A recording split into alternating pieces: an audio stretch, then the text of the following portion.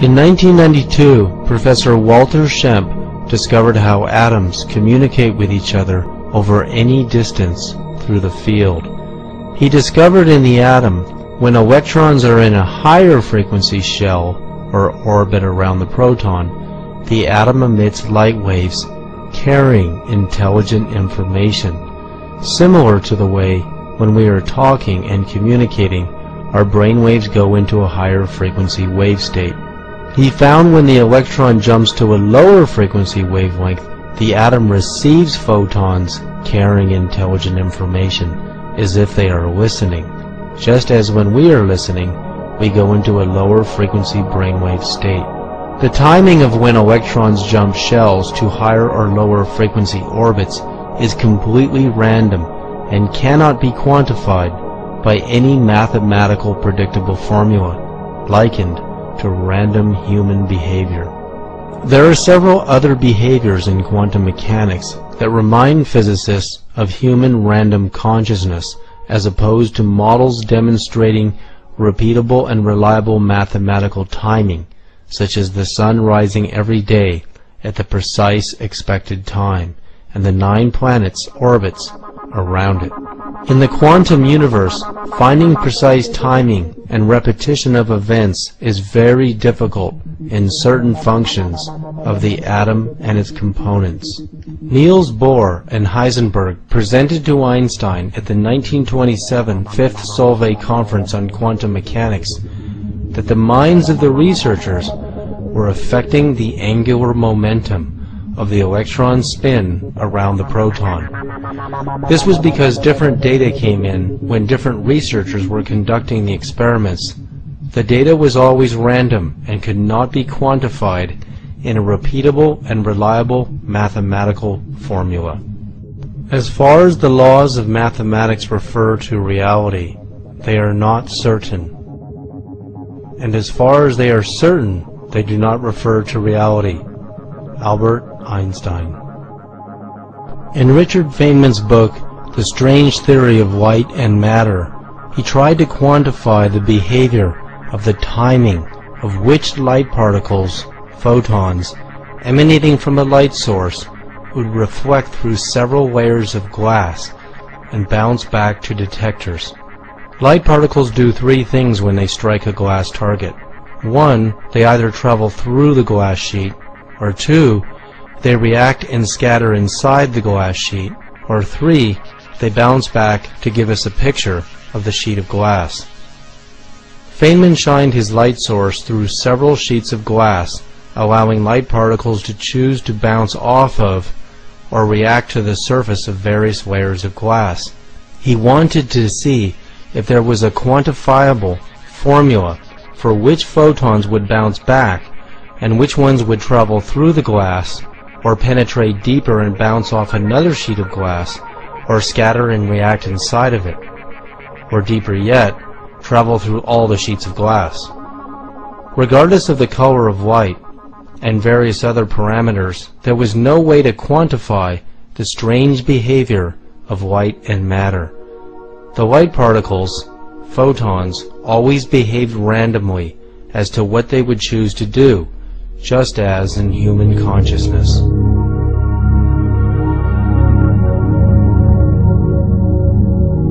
Could human intention be so powerful that it could tell particles of light, photons, to penetrate through several layers of glass and even solid barriers? PhD psychologist Stanislav Ojak has demonstrated his power of intention over the film plane of a camera. His intention is so powerful, he found he can cause a photograph to appear while the lens cap on the camera is blocking the lens and the film plane from receiving light. He has done this hundreds of times. He has also been able to take pictures with film and cause invisible spiritual phenomena to appear. His film and photographs were analyzed by Kodak Film Laboratories to be authentic and not caused by double exposures or trick photography. Several abnormalities that began to occur in the photographs. people became transparent or they disappeared, light aberrations, and then entities which appear to be human-like in some form, but not as we would say it was definitely humanoid. And these aberrations went on. So over a period of about 4 years, it's 74 to, it's longer than that, 74 to 1981, accumulated over 5,000 photographs with a 22% anomalous factor in regards to that. As Stanislav O. Jack took mystical photographs of the 1972 Seals and Crofts concert, a large luminous face appears overlooking the band on stage with Cher. Then what appeared to be a band of divine beings of white, pointing and perhaps even dancing to their music, gazed into our world without us ever even knowing it. Could beings of white and even angels have listened to the spiritual music of Seals, Croft, and Cher? Could such beings have even inspired their music to be born? He took pictures with the lens cap on the camera, so that the radiations that eventually were registered on the film went right through the lens cap, and the lens cap will block electromagnetic radiations. So it definitely was different radiations than electromagnetism, and that's why I've called these things subtle energies. They're doesn't mean they're weak, it means they're subtle in the sense that they're very different from the energies associated with the four fundamental forces that we know from orthodox science.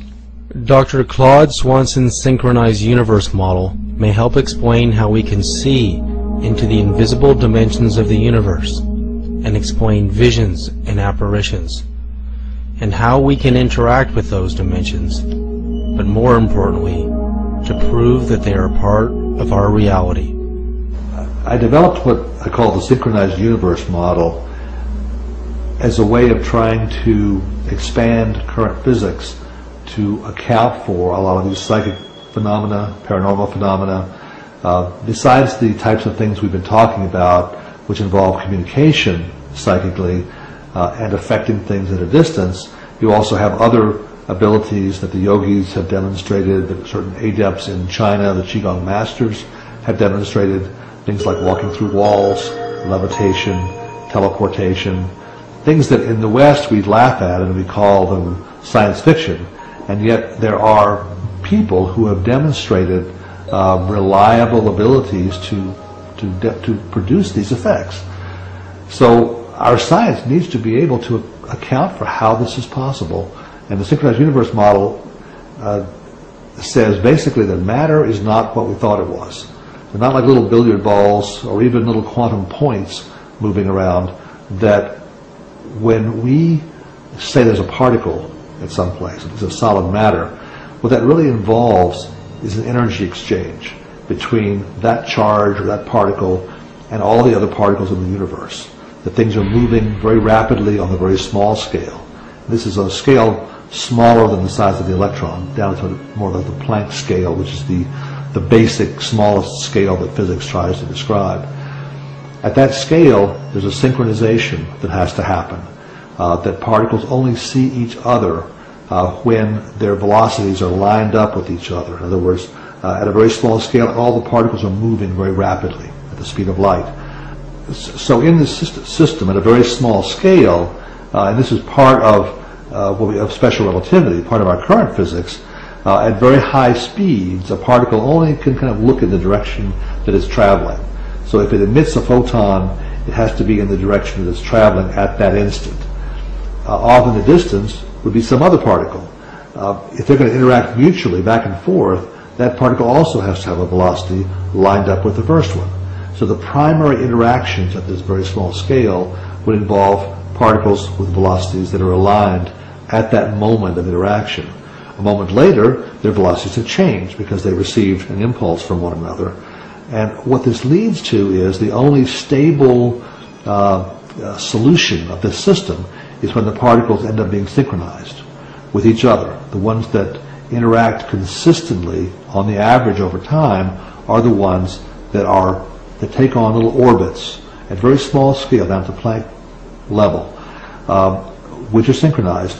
You could have many, many other systems of particles that have some other synchronization, either a different frequency of oscillation or a different phase, so they're in some other part of their orbit, so they're looking in a different direction. Those particles would not, on the average, see the first set of particles. So they would be invisible to us, or we might see them occasionally as quantum noise, and that may well be the origin of quantum noise. So you end up with a system which you can think of like a stack of sheets of paper, and one sheet of paper is like our physical universe.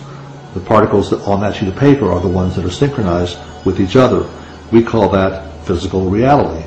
That's what our current physics tries to explain. That's where our laws are applicable. But you could have many, many other sheets of paper with these other parallel systems that are synchronized a little bit differently. Now, what raising the gauge and paranormal phenomena and torsion and these other forces that I've been talking about, what they do is they shift our little sheet of paper. So now we start to move down and dip down and interact with other parallel systems. And that's what happens when you can start now to, instead of being limited to a four-dimensional reality, your dimensionality now can be 5, 6, or 7 dimensions as you interact with other parallel systems. When that happens, strange things become possible that were not possible before. According to the synchronized universe model, when our own frequency synchronizes with a parallel universe or dimension, it allows us to perceive it in the form of a vision, powers of levitation, miracles, knowledge, enlightenment, and even healing. Our bodies are made of atoms and subatomic particles. 99.9% of our body weight is comprised of protons and neutrons, which are then made of hexagons of 6 quarks, each made of dual pairs. Among the quarks are the mysterious strange and anti-strange quark. They are called strange because they have the ability to randomly just disappear from the core of the atom and then strangely reappear. There is no mathematical model to quantify the timing of when and why they will do this. Is there a connection to the behavior of the strange quark in human consciousness? Knowing that we are also made of a significant percentage of strange quarks, that portion of us is dematerializing and rematerializing at random all of the time. No one has been able to determine where the strange quarks travel to, other than the fact that they disappear into other dimensions and reappear. Do they travel to other dimensions to gain information or to communicate at a distance? This behavior demonstrates that part of our consciousness does travel into other dimensions. Can this help explain communication at a distance and mental telepathy? In the 1970s, President Carter, the CIA, and the Air Force used 2 psychics trained in remote viewing to locate a lost Russian Tu-22 bomber, which no other forces could find. The remote viewers gave blind latitude-longitude coordinates that led Air Force officials to point their satellite cameras deep into the jungles of Africa, precisely where the Russian Tu-22 had crashed. The significance of the case where Carter talks about how remote viewers were used to find the missing bomber that had gone down in the jungle shows that remote viewing can be very accurate and can be useful. Now his comments about the case were a little bit of an oversimplification. There was more than one remote viewer actually involved. They do it several times to check one another. But the fact is that remote viewing, number one, can be very accurate, and number two, was really used for important cases over an extended period of time. And even though they claim that it's finished and there's no more remote viewing going on, that's what they said before they admitted that this program was there too. So you can make your own conclusions about that. The point is that consciousness really can be used to give us information that might otherwise be unobtainable. Later, in 1979, Congressman Charles Rose, then chairman of the House Subcommittee on Intelligence Evaluation, reviewed the U.S. government's secret psychic spy program. He then warned that if the Russians had this ability and we didn't pursue it further, we would be in serious trouble. Well, there's certainly plenty of evidence that the out-of-body programs were going on, the remote viewing programs were going on. What has been made public is the 20-year remote viewing program that was started by the CIA in the 70s that physicist Hal Puthoff and a couple of the people started, and they found out from their early experiments they could go into laboratories in Russia. One of the first laboratories was at Semipalatinsk, which the CIA at that time had been unable to look into. They saw a building, large structures, a lot of activity, but they could not tell what it was being used for. And so one of the first successes that started the program was when a man named Pat Price remote viewed the inside of the facility. He saw overhead cranes. He saw overhead cranes moving along overhead outside of the building that had railroad tracks on each side of the building. He saw these huge steel spheres that were being cut with special types of welding techniques. They were foot-thick steel sections of spheres. We had no way of, at that time, of welding such large structures, but they developed a technique to do so. And by using his remote viewing ability, he figured out that these were going to become large underground spheres to capture the energy from explosions and then use that energy to make a beam weapon. This was part of the Russian beam weapon program. And of course, in the 80s, Ronald Reagan started the Star Wars program in an effort to counteract some of this technology. But the first inkling we had that the Russians were involved in this was Pat Price's remote viewing back in 1974 or 75. While the United States nuclear weapons program, Peak in Evolution, was a 15-megaton nuclear bomb, the Russians were far superior, testing a 50-megaton hydrogen bomb on October 30th, 1961. Was Russian psychic espionage into the United States secret weapons program instrumental in allowing them to gain the advantage? Today, with the Cold War at its end, Russian psychic research is used for mostly peaceful means. Konstantin Korotkov is a professor of physics at St. Petersburg Tech University in Russia. He is the inventor of the world's first camera that can see deep into the human aura's energy field and information band. It is called the GDV. The computer software reads the data the GDV provides on an individual's auric field. It can see breaks in the energy field, early signs of damage to organs, and changes in the field due to higher states of consciousness, the amplitude of energy coming out of all 7 energy centers, how well the 7 energy centers communicate with each other, and even mental telepathy and healing. So it was really very interesting time because we were able to organize a research laboratory, a research center outside of the city in some remote place.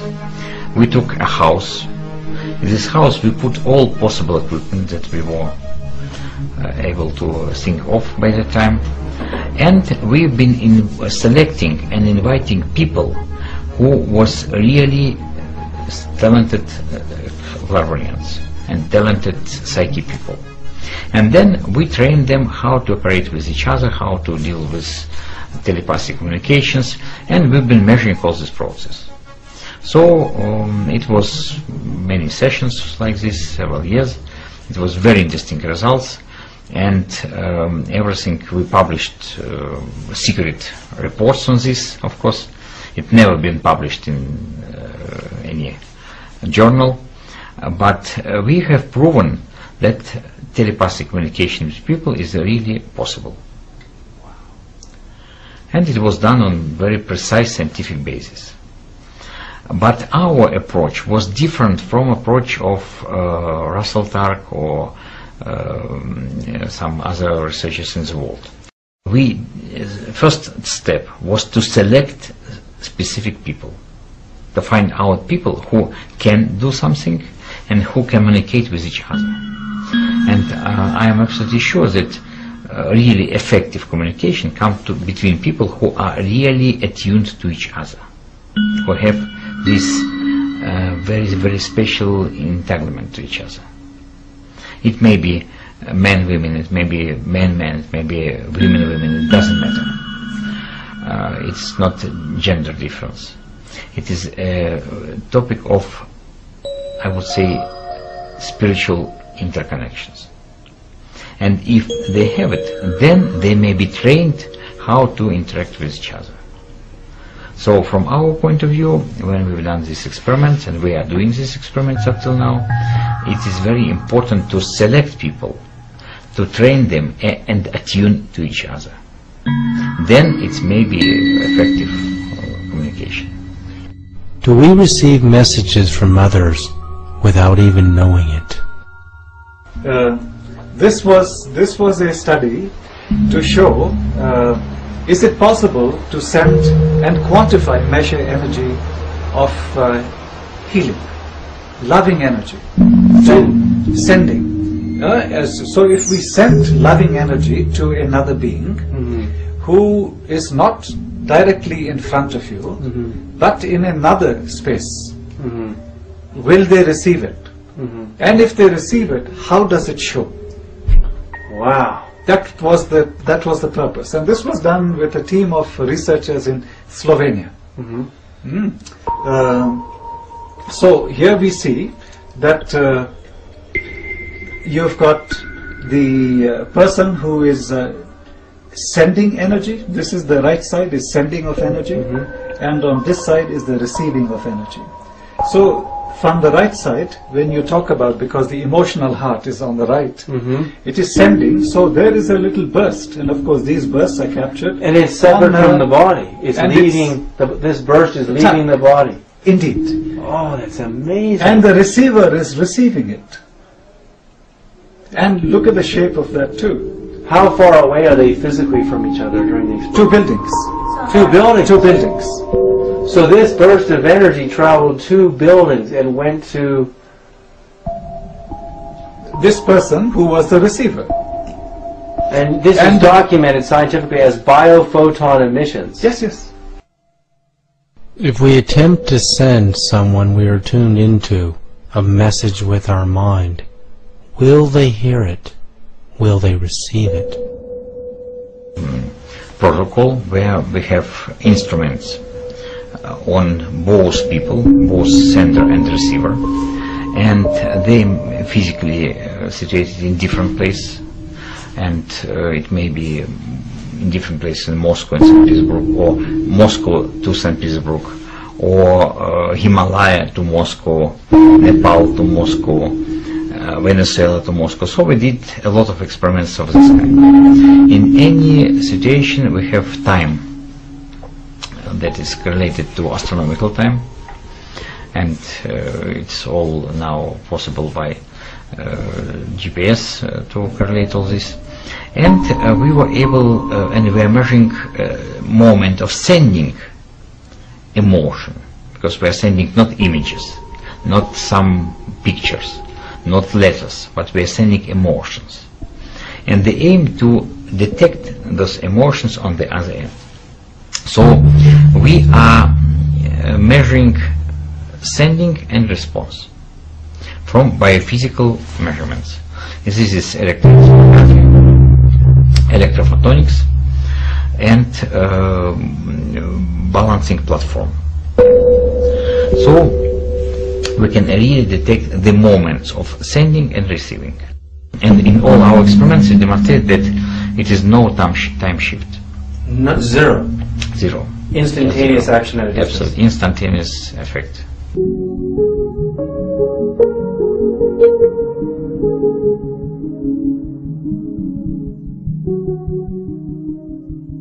As new science builds a strong case for mental telepathy that is faster than the speed of light, how will this instantaneous communication at a distance change our views and knowledge about how powerful each and every one of us really is?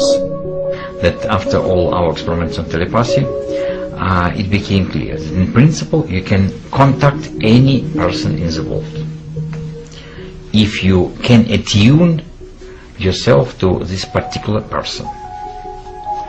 And of course it needs some training, it needs some imagination, you should be trained how to do this, but in principle it's not very difficult. And I don't like, for example, to make telephone calls. For me it's boring to press buttons, and it's busy line, then again, and it's again busy. So when I need to contact someone, I just contact this person in mindset, and they ask a person to call me, and it works very well. So it's people usually call and contact somehow, and it works really